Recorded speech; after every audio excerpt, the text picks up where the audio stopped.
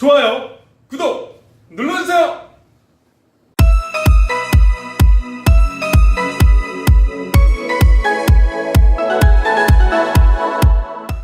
안녕하세요. 이치곤TV의 이치곤입니다. 오늘은 신혼부부님들을 위해서 제가 좋은 컨텐츠를 발견, 제작을 했습니다. 그럼 오늘 내용은 무엇일까요?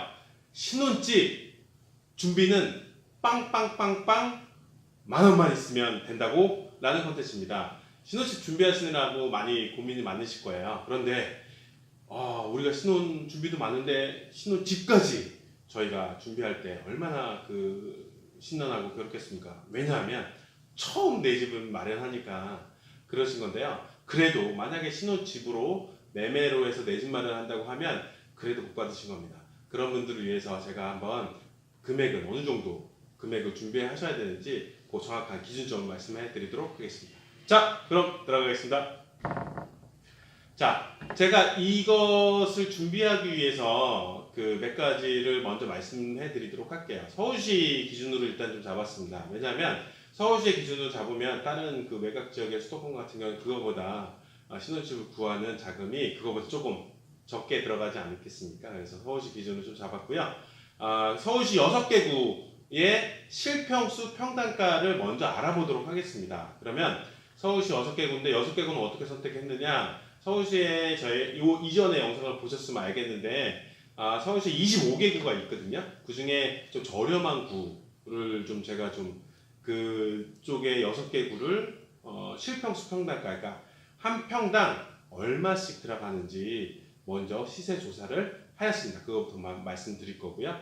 그 다음에 이제 신혼집이라고 하면 좀 적은 평수잖아요. 그래서 한 투룸 기준으로 실평수, 서울에서 실평수 12평, 요거보다 좀 작은 것도 있어요. 근데 일단 12평, 실평수 12평 기준으로 매매가와 실입주금에 대해서 말씀해 드리도록 하겠습니다. 그리고 전체적으로 이 영상을 보면서 여기서 영상 나오는 시세라든지 금액이라는 거는 여러분들이 준비하실 때 가이드라인만 그렇게 생각해 주셨으면 좋을 것 같아요. 이거보다 조금 더 낮을 수 있고 약간 높을 수도 있는데 요 정도는 있어야 되는구나 라는 가이드라인을 잡으시면 되겠습니다. 한 가지 더 말씀드리면 아파트 매매 가격은 워낙 요새 계속 오르고 천정부지라 제가 요거 잡은 건 신축 빌라 기준으로 기준을 좀 잡았다는 점은 유의해 주세요. 자, 첫 번째 실평수 평당가입니다. 실평수 평당가. 은평구와 실평수 평당가부터 먼저 말씀해 드리도록 할게요. 실평수 평당가란 뭐냐면 실평수 집에 면적이 있으면 전용 면적이 있잖아요. 집에 대한 전용 면적. 등기부등본상에 기재된 면적을 전용 면적이라고 하는데 그 전용 면적에다가 발코니라든지 확장된 부분을 더한 부분을 실평수라고 합니다. 그래서 여러분들이 실제로 사용하는 면적을 실평수라고 해요. 이거를 한 평당 얼마일지 한번 알아본 거거든요. 그러면 은평구는 1,599만 원이고요. 중랑구는 1,549만 원입니다. 구로구는 1,476만 원, 금천구는 1,437만 원, 강서구는 1,528만 원, 양천구는 1,608만 원입니다.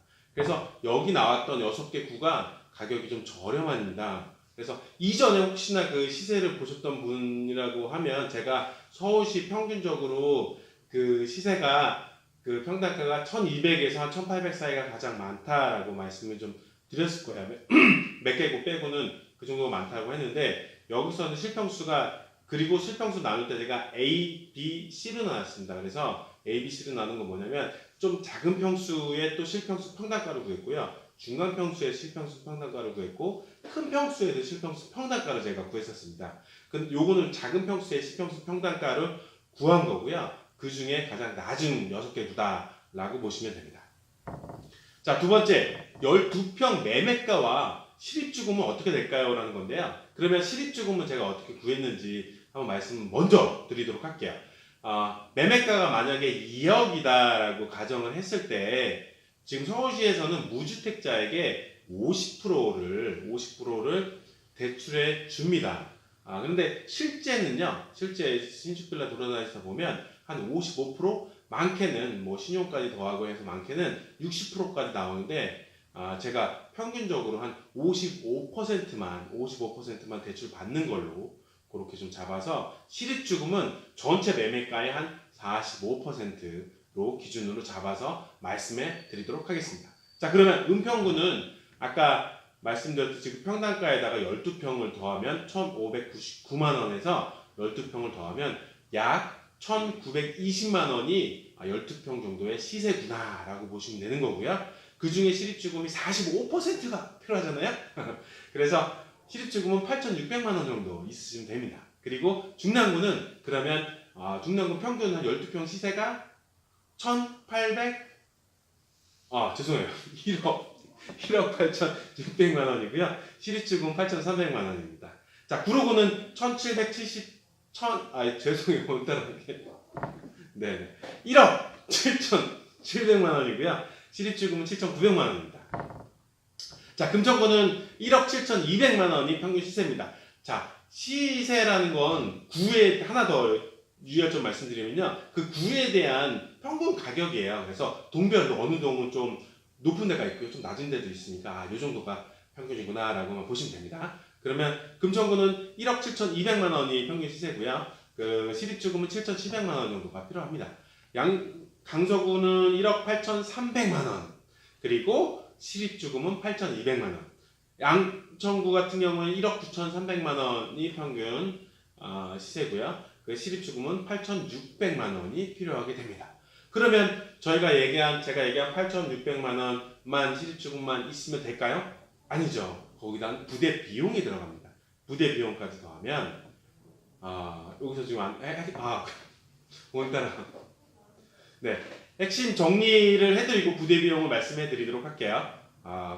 간만에 또 제가 영상을 찍으니까 설레네요. 제가 오늘 말씀드린 건 뭐냐면 왜 이렇게 좀 했냐면 보통은 제가 이렇게 여기를 보면서 많이 말씀드리는데 오늘은 자꾸 막 카메라를 보면서 말씀해드리니까 약간 아직 좀 적응이 좀 덜 되나 봐요. 그래서 카메라 보면서 제 마음을 담아서 계속 진행해 보도록 하겠습니다.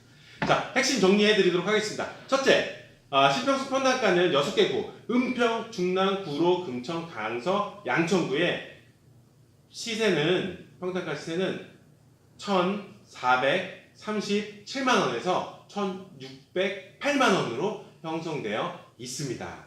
그렇게 보시면 되고요. 자, 둘째, 실평수 12평의 평균 시세는 1억 7,200에서 1억 9,300으로 1억 7천에서 1억 9천대까지 형성이 되어 있구나 라고 보시면 되는 거고요. 시립주금은 적게 7,700만 원에서 8,600만 원 되어 있습니다. 그래서 부대 비용이라는 게 좀 들어가겠죠. 그 부대 비용은 어느 정도 대략 들어가냐면 등기 비용 같은 경우에는 뭐 취득세 뭐 1.1% 정도 되는데요. 거기다가 법무사 비용 그리고 뭐 은행 뭐 설정 비용 이런 것들 전체적인 부대 비용이 들어가게 되면 300만 원에서 350만 원 정도 선이 들어가게 되고요. 이사할 때 여러분의 짐에 따라서 거리에 따라 좀 다르겠지만 100에서 한 150 정도 들어간다 보면 부대 비용은 대략 한 500 정도 들어갑니다. 그러면 최소 서울에서 가장 저렴한 구에서 그 부대 비용까지 합친 금액은 얼마일까요? 자, 여러분들이 신혼부부로 꿈같은 신혼집을 마련한다고 가정했을 때 평균 8천만 원. 8천만 원은 갖고 계셔야 됩니다. 상당히 많은 금액이죠. 저는 결혼할 때 8천만 원 없었어요. 여러분 서울시에서 한다 그러면 8천만 원 있어야 돼요. 그런데 결혼한 시점에서 8천만 원은 정말 부담이 되실 거예요. 부모님이 도와주지 않는 이상은 혼자서 구하셨다고 하는 분은 정말 대단하신 분이고요. 이 8천만 원은 구하셔야 됩니다. 그래서 서울에서 좀 거주하기 어려워서 매각으로 좀 빠지게 되는 거고요. 그렇게 된다 보시면 됩니다. 8천만 원 있으면 서울시에서 투룸 들어갈 수 있습니다. 자, 저 의견을 말씀해 드리도록 할게요. 신혼집으로 먼저 내 집 마련을 꿈꾸신 분이 있으시다면 저는 감히 여러분들한테 행복한 거예요. 정말 그 어떤 행운이에요 라고 말씀해 드릴게요. 신혼집으로 처음부터 내 집 마련 하신 분이 그렇게 많지가 않아요. 제가 여태까지 많이 조사하고 했던 결과에 의하면 내 집 마련한 시점은 2012년 안팎에서는 9.4년 걸렸고요. 2018년 기준으로 12년이 넘게 걸렸었어요.